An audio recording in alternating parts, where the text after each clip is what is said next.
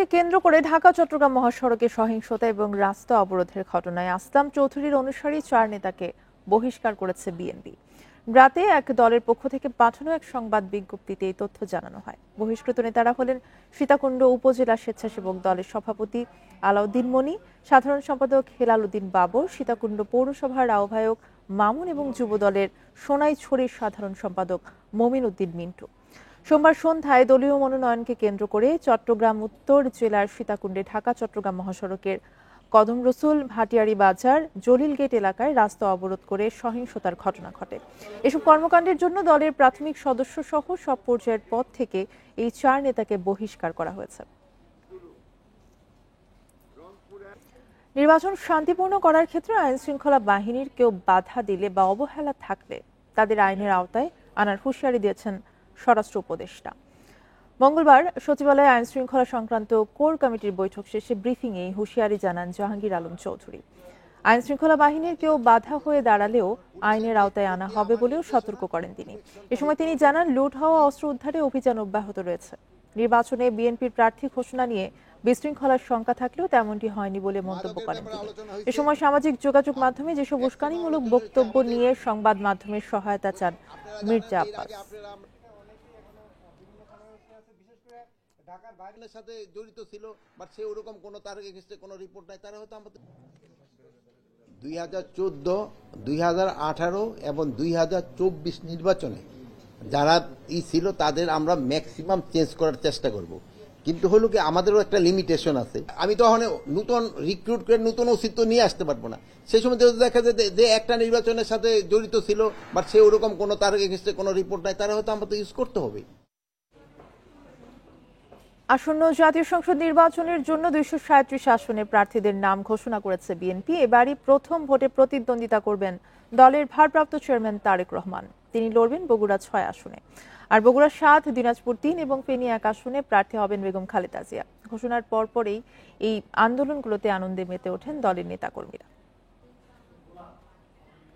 বগুড়া 6 আসনে প্রার্থী হবেন বিএনপির ভারপ্রাপ্ত চেয়ারম্যান তারেক রহমান। এই প্রথম নির্বাচনে প্রতিদ্বন্দ্বিতা করবেন তিনি। আর দলের চেয়ারপারসন 3 বারের প্রধানমন্ত্রী বেগম খালেদা জিয়া অসুস্থতা নিয়েও ভোটে লড়বেন 3টি আসনে। বগুড়া 7, দিনাজপুর 3 ও ফেনী 1 আসনে প্রার্থী হবেন তিনি। দলের পক্ষ থেকে এ খবর নিশ্চিত করার পরই বগুড়ার নবাববাড়ির দলীয় কার্যালয় থেকে আনন্দ মিছিল বের করেন নেতাকর্মীরা। আমরা আশা করছি বগুড়া 6 থেকে নির্বাচিত আমাদের প্রিয় নেতা তারেক রহমান আগামীতে বাংলাদেশের আগামীতে নির্বাচন হবে। সেই নির্বাচনে বগুড়ায় সদরের বাসী তাকে দলমত নির্বিশেষে তাকে বাংলাদেশের সর্বোচ্চ ভোট দিয়ে বাংলাদেশের প্রধানমন্ত্রী আসনে তাকে দেখতে চায়। দিনাজপুর 3 আসনে বেগম খালেদা জিয়াকে প্রার্থী ঘোষণার পর আনন্দে মাতেন নেতাকর্মীরা। দলীয় কার্যালয়ে জড়ো হয়ে একে অপরকে মিষ্টিমুখ করান তারা। দিনাজপুরের যে উন্নয়ন, দিনাজপুরের জনগণের যে চাওয়া যে বেগম খালেদা জিয়া যে দিনাজপুরে আসে, দিনাজপুরের উন্নয়ন শতভাগ হবে। দিনাজপুরবাসী আজ গর্বিত যে একজন দেশ নেত্রী বেগম খালেদা জিয়াকে আমরা দিনাজপুরের প্রার্থী হিসাবে পেয়েছি। বেগম খালেদা জিয়াকে ফেনী 1 থেকে মনোনয়ন দেওয়ায় তার পৈতৃক বাড়ি ফুলগাজীতে আনন্দের জোয়ার বইছে। আনন্দ মিছিল করেন বিএনপির নেতাকর্মীরা। আপোষহীন মনোভাব দেখিয়েছেন ফেসিবাদের সময়, সেই নেত্রী আজকে প্রার্থী হিসেবে আমাদের ফেনী 1 থেকে নির্বাচন করছে। ওনার জন্য আমরাই ভোট করবো, ইনশাল্লাহ আসতে হবে না, এখানে না আসলে বিপুল প্রচার করবো ইনশাল্লাহ। ফেনী জেলার জনগণ আজকে দেশ নেত্রী বেগম খালেদা জিয়া এখানে নির্বাচন করার ঘোষণা দেওয়াতে মহা খুশি, আনন্দে ভাষা প্রকাশ করা। 1996 থেকে 2008 সাল পর্যন্ত বগুড়ার 2টি আসন থেকে 3 বার নির্বাচিত হন বেগম খালেদা জিয়া। আর 1991 সাল থেকে ফেনী 1 আসনে 4 বার সংসদ সদস্য নির্বাচিত হন তিনি। আর দিনাজপুর থেকে প্রথমবারের মতো নির্বাচনে অংশ নেবেন এবার। সায়রা খান, ইন্ডিপেন্ডেন্ট নিউজ। বিএনপি ঘোষিত 237 জনের তালিকায় নাম নেই স্থায়ী কমিটির সদস্য সহ বেশ কিছু হেভি ওয়েট প্রার্থী। তাদের মধ্যে আছেন নজরুল ইসলাম খান, সেলিমার রহমান, রুহুল কবির রিজভী, মোয়াজ্জেম হোসেন আলাল, হাবিবুন নবী খান, সোহেল, রুমিন ফারহানা সহ আরো বেশ কয়েকজন। প্রার্থী ঘোষণার বাকি 63 আসনে হেভিওয়েট কয়েকজন নেতার নাম থাকতে পারে বলে দলীয় সূত্রে জানা গেছে। ত্রয়োদশ সংসদ নির্বাচনে ৩০০ আসনের মধ্যে ২৩৭টি সম্ভাব্য প্রার্থীর তালিকা দিয়েছে বিএনপি। এ তালিকায় নেই আলোচিত বেশ কয়েকজন নেতার নাম, যদিও ঘোষণার সময়ই বিএনপি মহাসচিব জানিয়েছেন এটি প্রাথমিক তালিকা। দল মনে করলে যে কোনো সময় সংশোধনী আসতে পারে। এর মধ্যেও কিন্তু পরিবর্তন হতে পারে।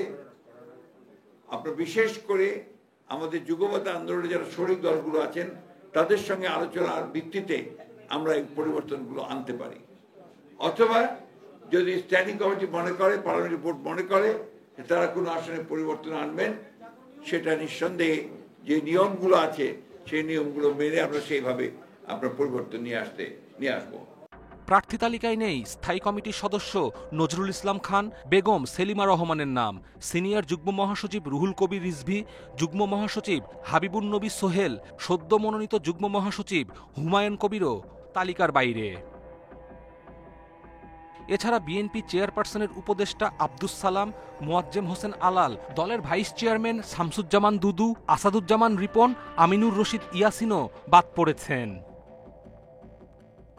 সম্ভাব্য প্রার্থী হিসেবে আলোচনায় ছিলেন একাদশ সংসদের সংরক্ষিত আসনের এমপি রুমিন ফারহানা, তবে মনোনয়ন তালিকায় এবার নেই তিনি।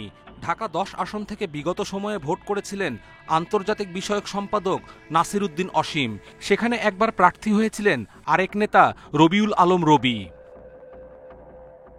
বাদ পড়েছেন জাতীয় নির্বাহী কমিটির অন্যতম সদস্য ঢাকা বিশ্ববিদ্যালয়ের সাবেক সভাপতি হাসান মামুন। ঢাকার যুবদল নেতা SM জাহাঙ্গীরও নেই 237 জনের মধ্যে। এছাড়া সাম্প্রতিক সময়ে আলোচনায় আসা তরুণ নেতা যুবদলের রবিউল ইসলাম নয়নও বাদ পড়েছেন। এছাড়া প্রার্থী হতে চাওয়া স্থায়ী কমিটির সদস্য সালাউদ্দিন আহমেদের স্ত্রী হাসিনা আহমেদ, মির্জা আব্বাসের স্ত্রী আফরোজা আব্বাস, ইকবাল হাসান মাহমুদ টুকুর স্ত্রী ও সাবেক এমপি রুমানা মাহমুদও তালিকার বাইরে। কপিল পাল, ইন্ডিপেন্ডেন্ট নিউজ, ঢাকা। আগামী সংসদ নির্বাচনে জামায়াতের প্রার্থী তালিকা শিগগিরই চূড়ান্ত করা হবে বলে জানিয়েছেন দলটির আমির ডাক্তার শফিকুর রহমান। সৌদি আরবে পবিত্র ওমরা পালন এবং যুক্তরাজ্য সফর শেষে দেশে ফিরে ভোরে শাহজালাল আন্তর্জাতিক বিমানবন্দরে তিনি এই কথা জানান। এ সময় রাজনৈতিক দলগুলোর মধ্যে মতবিরোধ নয়, মতৈক্যের প্রত্যাশা করেন তিনি। বলেন, সরকার প্রবাসীদের ভোটার তালিকায় যুক্ত করলেও অনেক জটিলতা রয়ে গেছে, তাই প্রবাসীদের তালিকায় অন্তর্ভুক্তির সময়সীমা আরও 15 দিন বাড়ানোর আহ্বান জানান তিনি। ডাক্তার শফিকুর রহমান আরও বলেন, বিএনপির 237 জন প্রার্থী এখনো চূড়ান্ত না হলেও জামায়াত 1 বছর আগে সম্ভাব্য প্রার্থীদের নাম জানিয়ে দিয়েছে।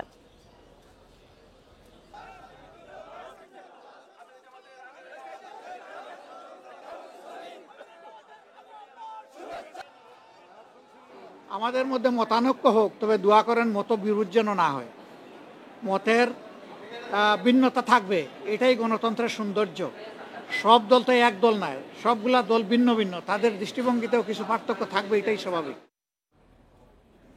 জোট মনোনীত প্রার্থীকে নিজ দলের প্রতীকে ভোট করার বিধান রেখে আরপিও সংশোধন করে রাষ্ট্রপতির অধ্যাদেশের গেজেট জারি করেছে আইন মন্ত্রণালয়। সকালে উপদেষ্টা পরিষদের নীতিগত অনুমোদনের পর রাষ্ট্রপতির অধ্যাদেশ জারি ও গেজেট প্রকাশ করা হয়। নতুন সংশোধনী অনুযায়ী এখন থেকে কোনো রাজনৈতিক জোটের মনোনীত প্রার্থী হলেও তাকে নিজ দলের নির্বাচনী প্রতীকেই ভোটে অংশ নিতে হবে। অর্থাৎ জোটগত প্রার্থীরাও আর অন্য দলের প্রতীকে নির্বাচন করতে পারবেন না। এছাড়া ভোটার তালিকা আইন সংশোধন, নির্বাচন কর্মকর্তা বিশেষ বিধান আইন সংশোধন, নির্বাচন কমিশন সচিবালয় আইন সংশোধন, ভোটকেন্দ্র নীতিমালা, দেশি বিদেশি পর্যবেক্ষণ নীতিমালা, সাংবাদিক নীতিমালা সহ সব ধরনের আইনবিধি সংস্কার করেছে ইসি। নতুন সংশোধনীতে গণপ্রতিনিধিত্ব আদেশ সংশোধনের পর বছরের যে কোনো সময়ে ভোটার তালিকা প্রকাশের ক্ষমতা পেল ইসি।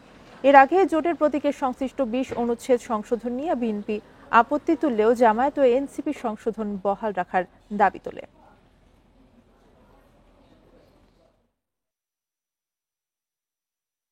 তত্ত্বাবধায়ক সরকার ব্যবস্থা আগামী নির্বাচন থেকে কার্যকর করার আবেদন করেছেন বিএনপির পক্ষের আইনজীবী জয়নুল আবেদিন।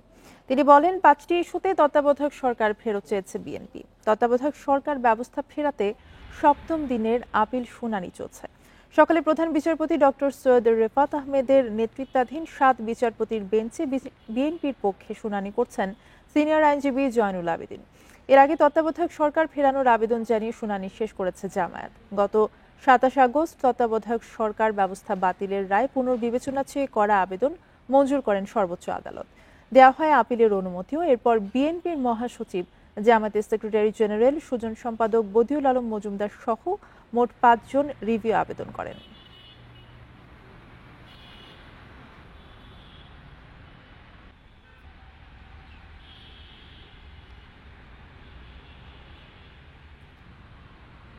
সংবিধান একটা গুরুত্বপূর্ণ বিষয়, আর বিচার বিভাগও বাংলাদেশের সংবিধানের গার্ডিয়ান। কাজেই গার্ডিয়ান সঠিকভাবে দায়িত্ব পালন করেছে কিনা এবং আইনগতভাবে দায়িত্ব পালন করেছে কিনা সেই বিষয়ের উপরে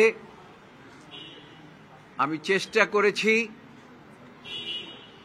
ইন্ডিয়ান ডিসিশন প্লেস করার, কানাডিয়ান ডিসিশন প্লেস করার। অন্তর্বর্তী সরকার নির্দিষ্ট দুটি দলের ওপর ভর করে টিকে আছে বলে মন্তব্য করেছেন বিএনপির স্থায়ী কমিটির সদস্য মির্জা আব্বাস। বলেন, দল দুটিকে নির্বাচনে জেতাতে সরকার যে কোনো পদক্ষেপ নিতে পারে। নয়াপল্টনে সাবেক মেয়র সাদেক হোসেন খোকার ৬ষ্ঠ মৃত্যুবার্ষিকী উপলক্ষে আলোচনা সভায় তিনি এই কথা বলেন।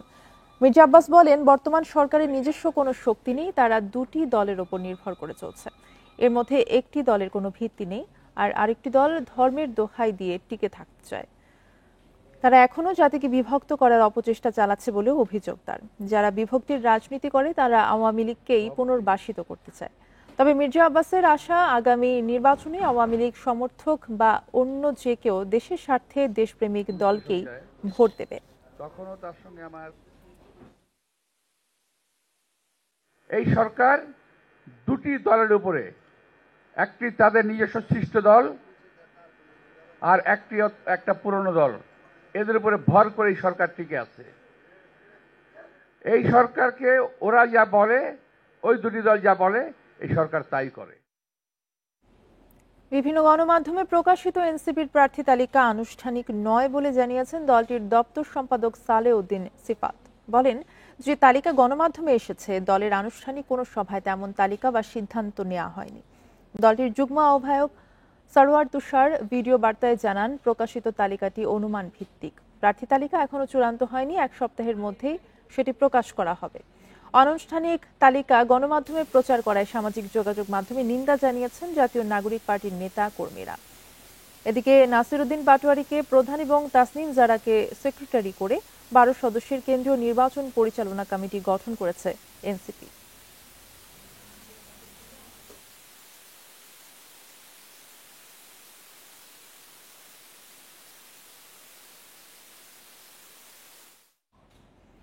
কারা হাসপাতালে বন্দির ভুয়া তালিকা করে বরাদ্দের টাকা আত্মসাৎ করেন জেলার। অভিযোগ প্রমাণের পর বিভাগীয় শাস্তি হয় শেখ আব্দুল অমিকের। তবে সেই শাস্তি মাথায় নিয়েও পদোন্নতি পান শুধুমাত্র স্বৈরাচারী আওয়ামী লীগের সমর্থক হওয়ায়। অন্তর্বর্তী সরকারকে বিতর্কিত করতে সামাজিক মাধ্যমে নানা কার্যক্রমের অভিযোগে গত মাসে তাকে গ্রেফতার করে পুলিশ। দিনাজপুর কারাগারের হাসপাতালে 718 জন বন্দির ভুয়া তালিকা তৈরি করে প্রায় 40 লাখ টাকা আত্মসাৎ করেন তৎকালীন জেলার আব্দুল অমিক। দুর্নীতির প্রমাণ হলে তার 2 বছরের ইনক্রিমেন্ট স্থগিত করে বিভাগীয় শাস্তি দেয় কারা অধিদপ্তর।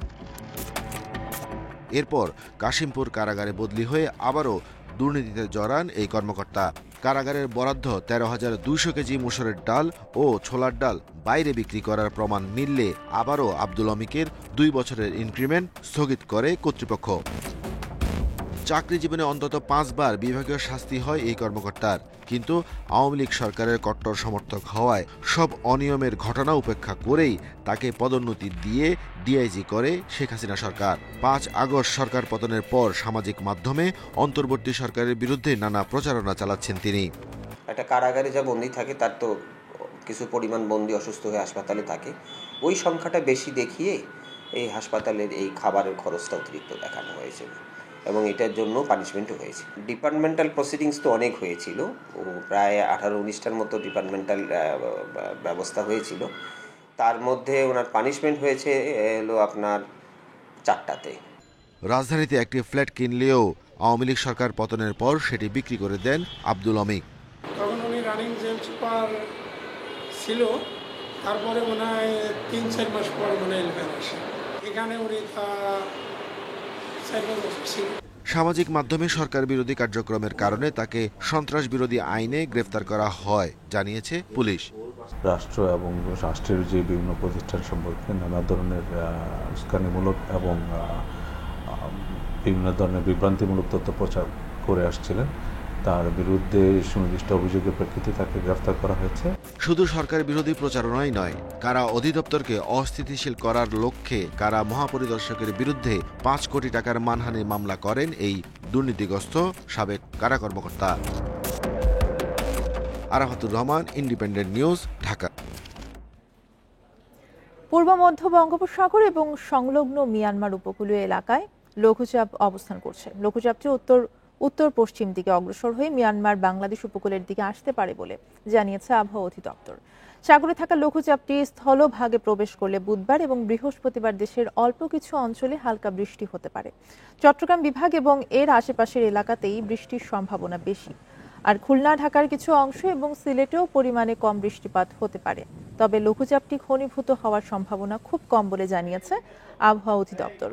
এছাড়া আগামী কিছুদিন তাপমাত্রা মোটামুটি অপরিবর্তিত থাকতে পারে। সোমবারের পর থেকে দেশের তাপমাত্রা ধীরে ধীরে কমতে পারে বলে জানিয়েছে আবহাওয়া অফিস।